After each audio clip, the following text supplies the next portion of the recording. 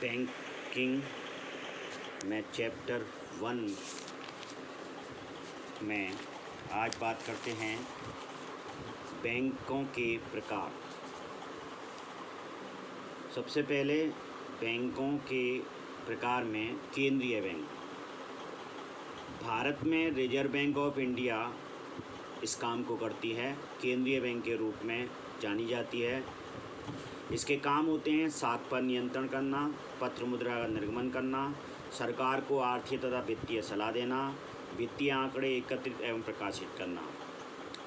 साख पर नियंत्रण से तात्पर्य है कि क्रेडिट पॉलिसी किस रेट पर और कहाँ पर कितने समय के लिए ये साख दी जा सकती है, इसको बैंक यह निर्धारित करती है। ये बैंक पत्र मुद्रा का निर्गमन करती है।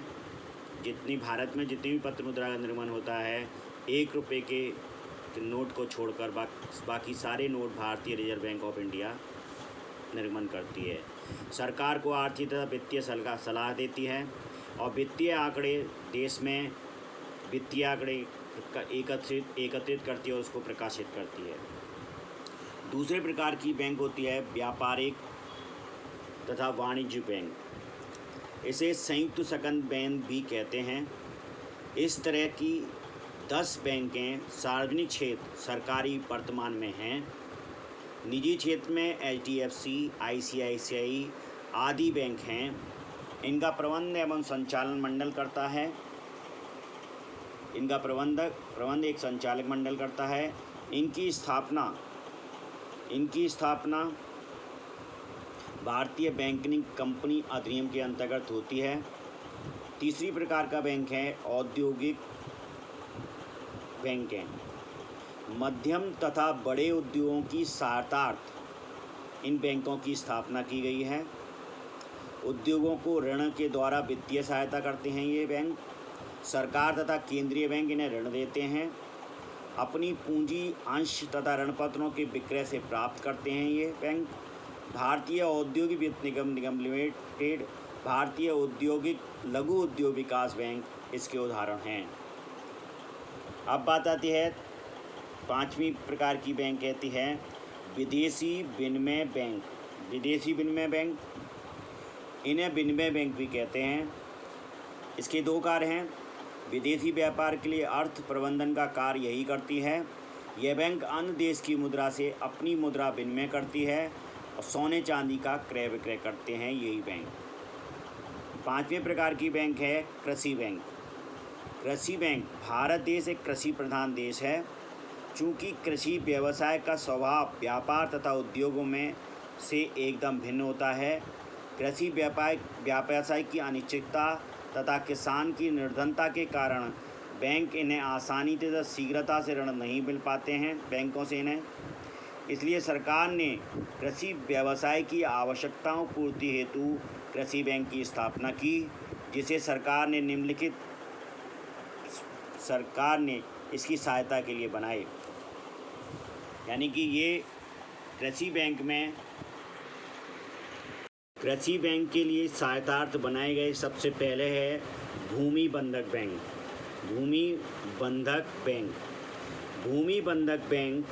भूमि बंधक रखकर यानी गिरवी रखकर दीर्घकालीन ऋण प्रदान करती है। दूसरे प्रकार की जो कृषि बैंक के अंतर्गत बैंक बनाई गई है वह है राष्ट्रीय कृषि तथा ग्रामीण बैंक। राष्ट्रीय कृषि तथा ग्रामीण विकास बैंक, इनको हम शॉर्ट में नाबार्ड NABARD के नाम से जानते हैं। इसकी स्थापना 12 जुलाई 1982 में हुई। रिजर्व बैंक तथा केंद्रीय सरकार का संयुक्त उपक्रम है ये। कृषि कार्यों के सहकारी बैंकों को अल्पकालीन ऋण प्रदान करती है। राज्य सहकारी तथा ग्रामीण बैंकों को ग्रामीण विकास के लिए ऋण प्रदान करती है। राज्य सहकारी तथा ग्रामीण बैंकों को ग्रामीण विकास के लिए ऋण प्रदान करती है ये बैंक। क्षेत्रीय तथा सहकारी ग्रामीण बैंकों के निरीक्षण का, पुनर्वित्त का एवं विकास के लिए भी इसका कार्य करती है ये। तीसरे प्रकार की बैंक हैं कृषि बैंक में ही तीसरे प्रकार की बैंक है सहकारी बैंक। सहकारी बैंक साख समिति, इसे सहकारी साख समिति भी कहते हैं और इसके कार्य निम्नलिखित हैं। किसान को अल्पकालीन ऋण प्रदान करते हैं। 10 या 10 से अधिक व्यक्ति मिलकर इसकी स्थापना कर सकते हैं, यानी कि 10 या 10 से अधिक किसान मिलकर इसकी स्थापना कर सकते हैं। केंद्रीय तथा प्रांतीय सहकारी बैंकों से ये ऋण प्रदान करती है। केंद्रीय तथा प्रांतीय सहकारी बैंकों से ये ऋण प्राप्त करती है, यानी कि पैसा प्राप्त करती है उनसे, तथा अपने सदस्यों को कम ब्याज पर ये ऋण देती है। जिला स्तर पर इसकी सहायता केंद्रीय बैंक, सहकारी बैंक तथा राज्य सहकारी बैंक करते हैं। जिला स्तर पर इन बैंकों की सहायता केंद्रीय सहकारी बैंक तथा राज्य सहकारी बैंक करते हैं।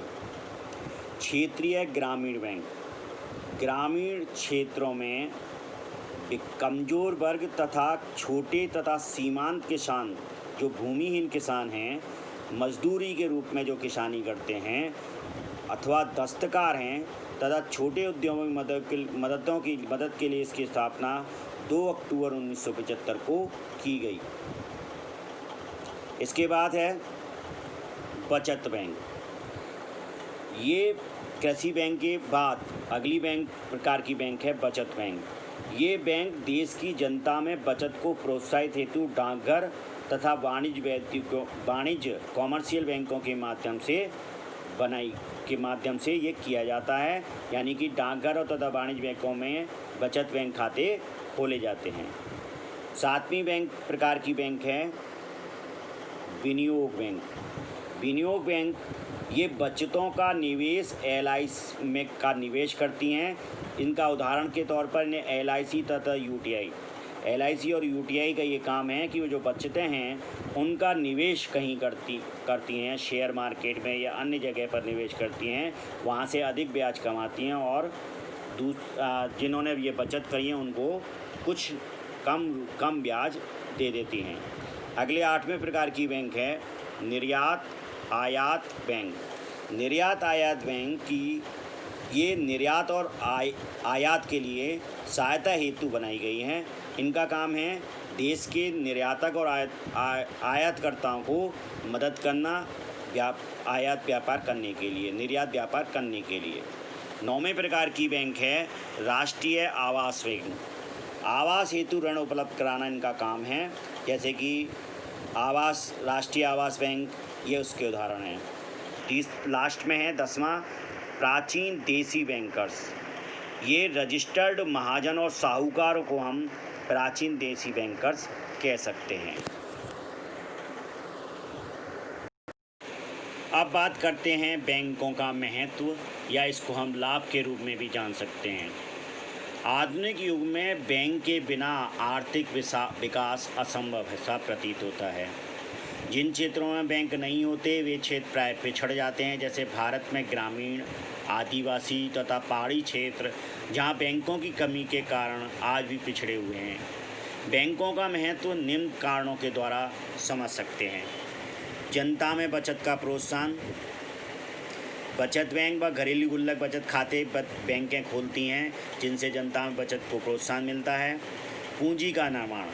बचतों को उत्पादक कार्यों में प्रयोग करके बैंक पूंजी का निर्माण करती हैं, यानी कि जो बचत खाते में पैसा होता है उनको कहीं दूसरी जगह इन्वेस्ट करती हैं, निवेश करती हैं और उनसे अधिक मात्रा में उत्पादन का कार्य करवाती हैं। नए बड़े कंपनियों को लोन देती हैं, जिससे वो उत्पादन का कार्य करते हैं।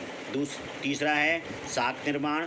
पूंजी निर्माण द्वारा बैंक साख निर्माण करती हैं, अर्थात जमा बचतों को उधार देकर वो ऐसा करती हैं। जमा बचतों को बड़ी में जगह उधार देती हैं, जिससे वो और अधिक उस पैसे से अधिक पैसा का लाभ कमाते हैं और लाभ कमाकर उसमें से कुछ ब्याज के रूप में वो देते हैं, जिससे साख का निर्माण होता है।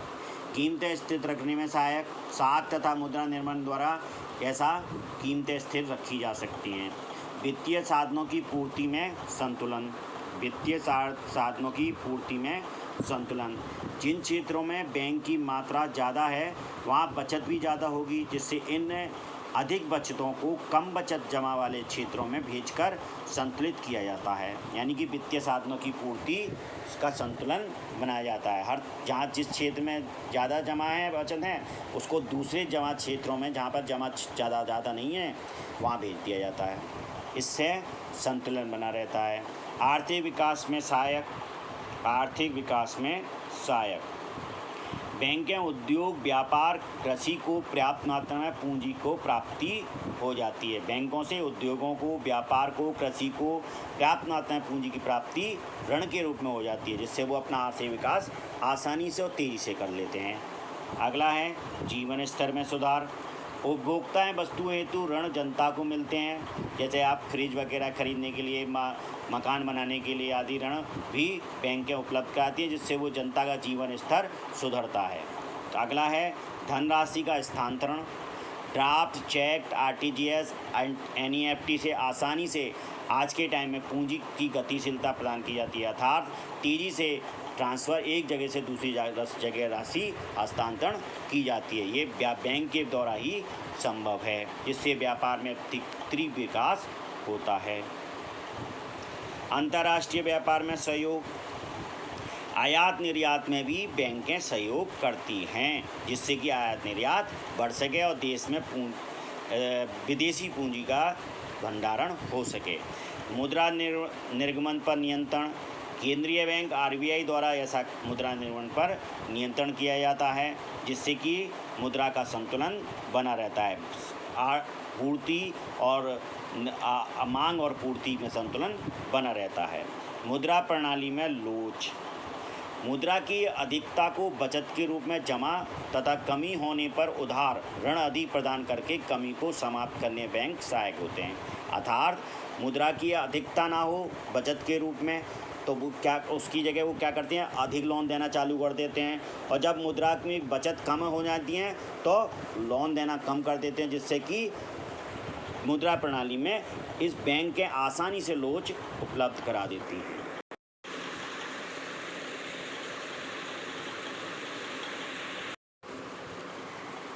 इकाई बैंकिंग। सरकार को सहायता कर की वसूली, सरकारी भुगतान, वित्तीय परामर्श तथा सरकारी प्रतिभूतियों का क्रय, बहुमूल्य वस्तुओं की सुरक्षा लॉकर्स के द्वारा। व्यवसायियों को सुविधाएं दी जाती हैं ताकि वह तेज़ी से विकास कर सकें अपने व्यवसाय का। चालू खाता उसके लिए खोला जाता है, उसमें अधिविकर्ष की सुविधा दी जाती है। यानी चालू वर्ष खाते को आप एक लिमिट तक डेबिट कर सकते हो। विनिमय पर चेक हुंडी का संग्रह किया जाता है। उनको नकद साख की सुविधा दी जाती है, यानी कि उनके स्टॉक पर उनको लोन दिया जाता है। आर्थिक स्थिति का अध्ययन। इसके बाद आता है आर्थिक स्थिति का अध्ययन वो करके सहायता करती है। दूसरा है संगठन के आधार पर व्यापारिक वर्गीकरण। संगठन के आधार पर दो प्रकार की बैंकें होती हैं, इकाई बैंकिंग और शाखा बैंकिंग। इकाई बैंकिंग इस बैंकिंग व्यवस्था के अंतर्गत बैंक का एक ही कार्यालय होता है तथा अन्य शाखाएं नहीं होती। शाखा बैंकिंग में एक केंद्रीयकृत बैंकिंग प्रणाली है, जिसमें प्रत्येक बैंक का एक मुख्यालय होता है और अन्य स्थानों पर उसकी शाखाएं होती हैं। अब इसका अंतर हम इन दोनों प्रणालियों में क्या होता है वो जानते हैं। इकाई बैंकिंग प्रणाली का अर्थ और शाखा बैंकिंग प्रणाली। इस प्रणाली में सिर्फ एक मुख्यालय होता है, जबकि शाखा बैंकिंग में मुख्यालय के साथ साथ शाखाएं भी होती हैं। वित्तीय साधन सीमित साधन है इकाई बैंकिंग में, जबकि शाखा बैंकिंग में विशाल तथा विस्तृत साधन है। कोषों की गति इस प्रणाली में बहुत कम है, यानी इकाई बैंकिंग प्रणाली में बहुत कम है, लेकिन शाखा बैंकिंग प्रणाली में बहुत अधिक गतिशीलता है। ब्याज दर विभिन्न बैंकों की भिन्न होती है, जबकि शाखा बैंकिंग में विभिन्न शाखाओं में समान होती है। बैंकों में तो विभिन्न हो सकती है, लेकिन विभिन्न शाखाओं में समान होती है। जोखिम इस बैंकिंग प्रणाली में वितरण नहीं है और शाखा बैंकिंग प्रणाली में शाखाओं में वितरण संभव है। एकाधिकार इस प्रणाली में इकाई बैंकिंग प्रणाली में संभावना नहीं है, लेकिन शाखा प्रणाली में कुछ गिने चुनों का संभव है। संतुलित विकास इस दृष्टि से सिर्फ विकसित देशों में ये प्रणाली, इकाई बैंकिंग प्रणाली उपयुक्त हो सकती है, लेकिन विकासशील एवं पिछड़े देशों के लिए शाखा बैंकिंग प्रणाली ही उपयुक्त है। श्रम विभाजन एवं निर्णय। इकाई बैंकिंग में श्रम विभाजन नहीं होता क्योंकि वहाँ शाखाएं नहीं होती, किंतु निर्णय शीघ्र लिए जा सकते हैं। जबकि शाखा बैंकिंग प्रणाली में श्रम विभाजन तकनीक का प्रयोग संभव है, किंतु शीघ्र निर्णय लेना कठिन है।